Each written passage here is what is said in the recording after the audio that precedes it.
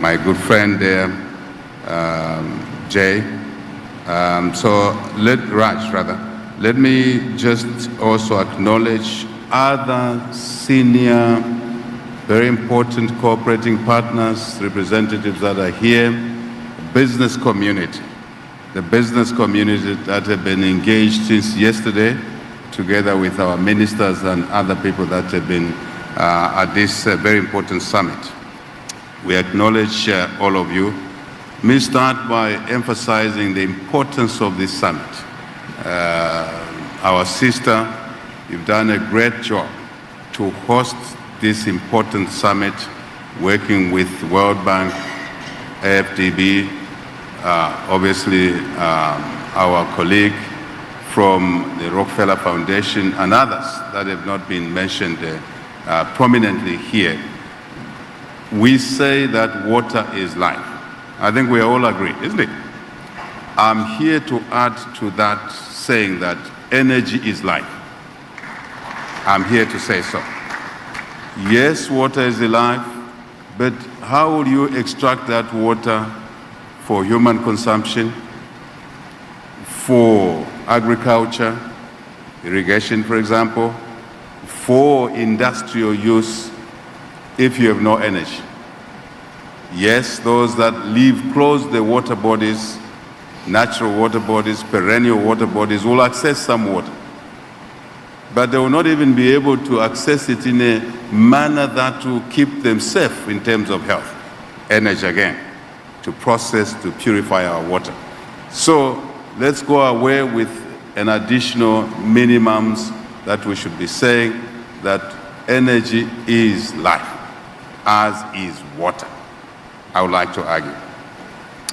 From the outset, Zambia is committed to universal energy access to all our people in the country, in our regions, on our continent, as it is for our global community.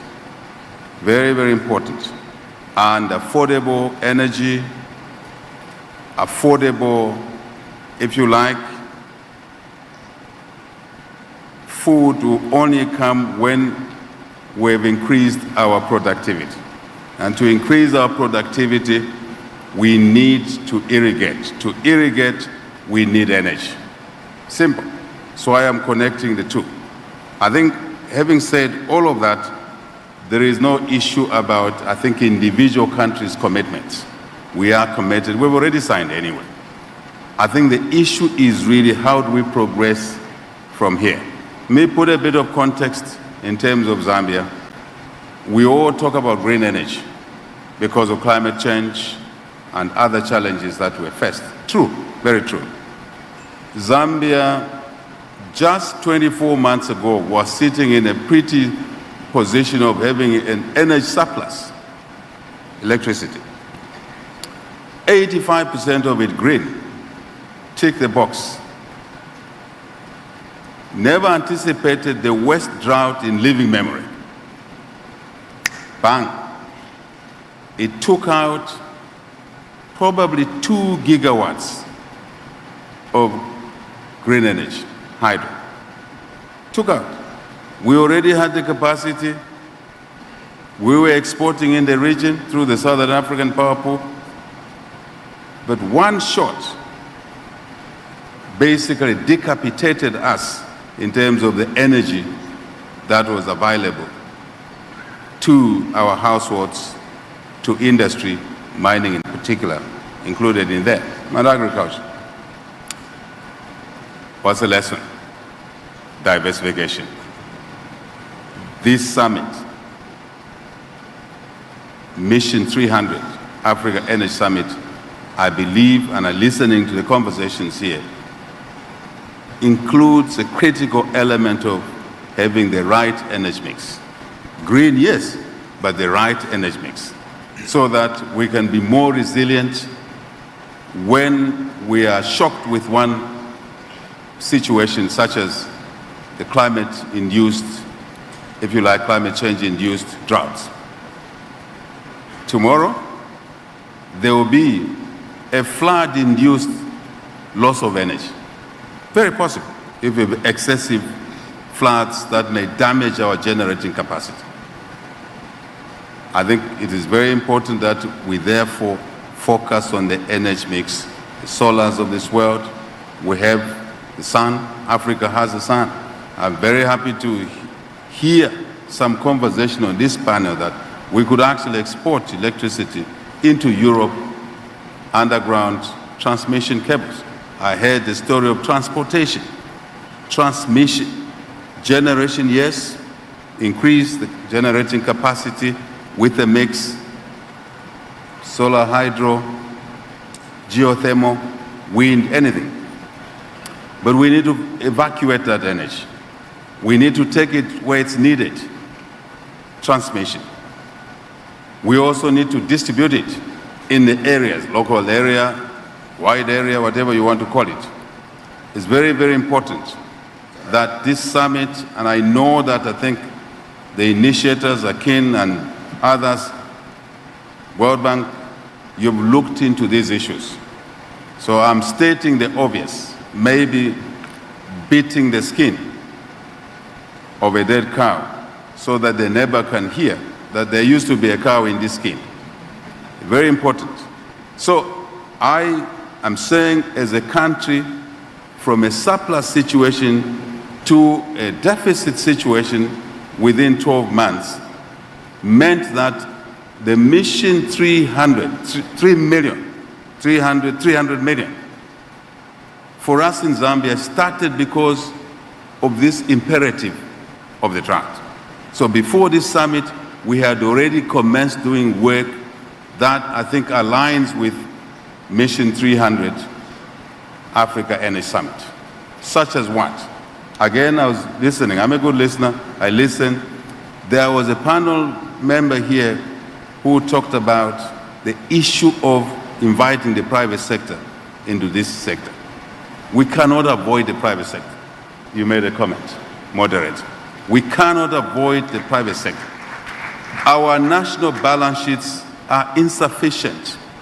I'm talking of government taxpayers' money and other sources are insufficient to achieve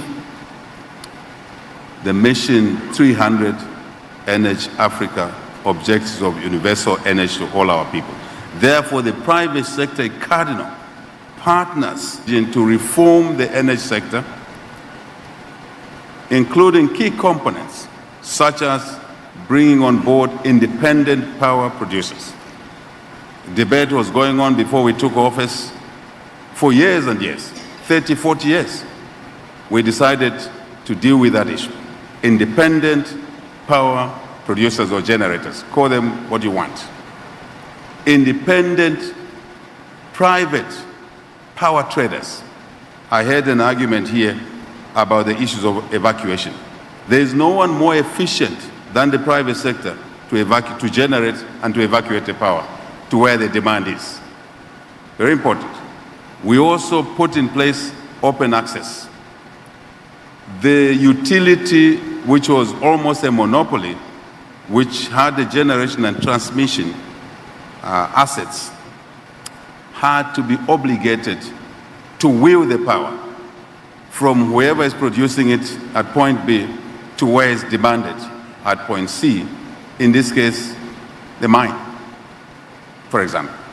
So now the utility is obligated to transmit the power by law, changes we made, but it's a business. They have to be paid a willing charge. Tariffs were too low in our country. I'm saying things about our reforms, and I think that's the most important message I want to deliver today as part of our commitment to the Mission 300 Africa Energy Summit. The tariffs were too low, could not attract the private sector. So we had to gradually work out a program to accelerate, to increase the tariffs so that it's commercially viable for the private sector to come in. What else? Truly, net metering, so that even small producers, households, can come into the fray.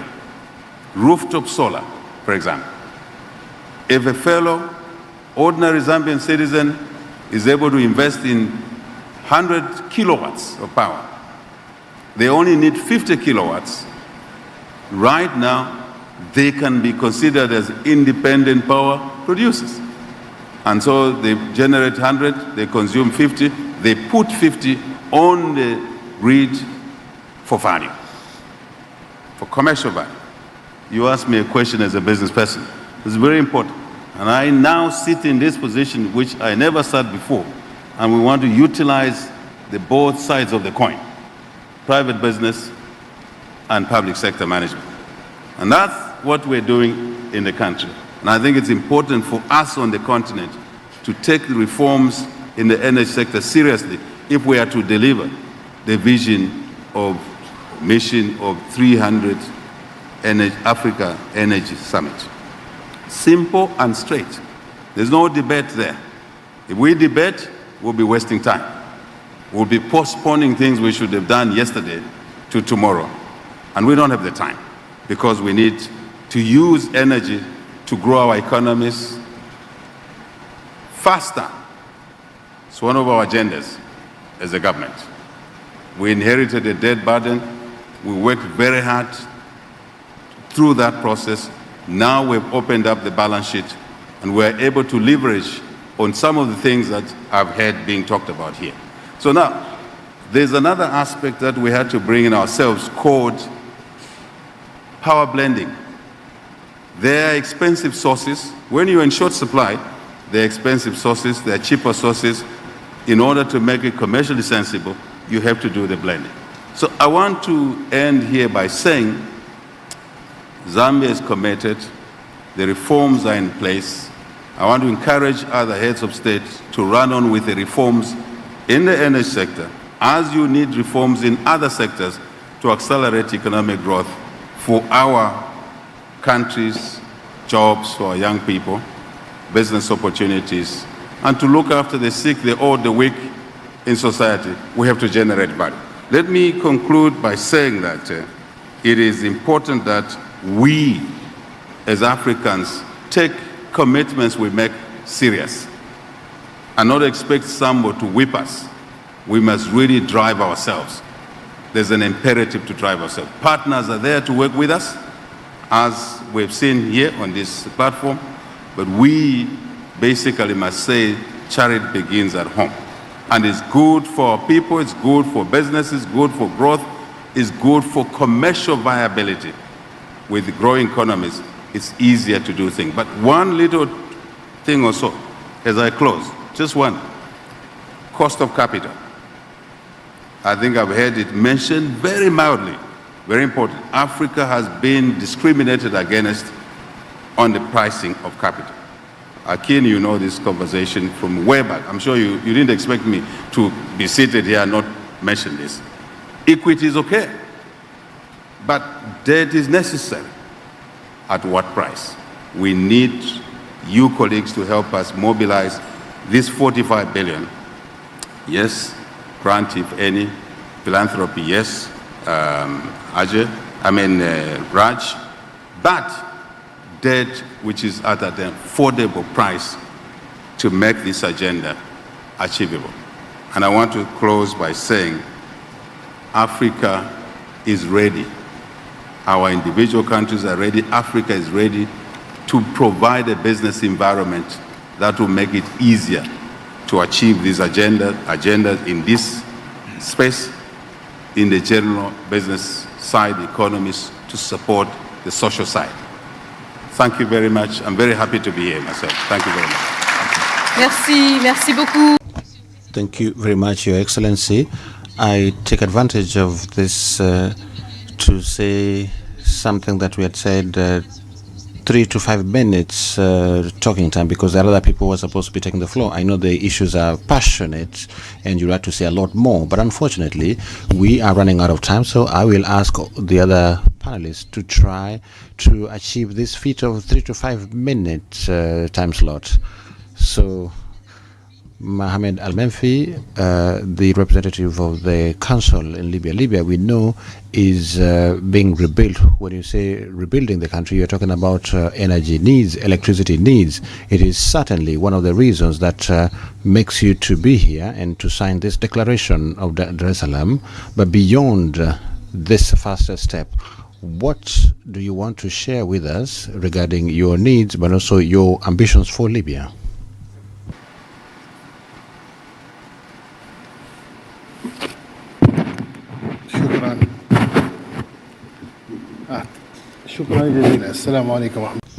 I would like to thank you. Assalamu alaikum.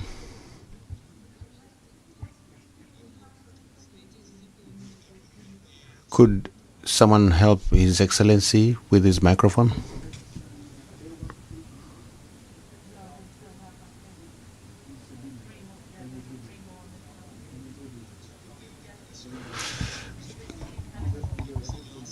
Your Excellency.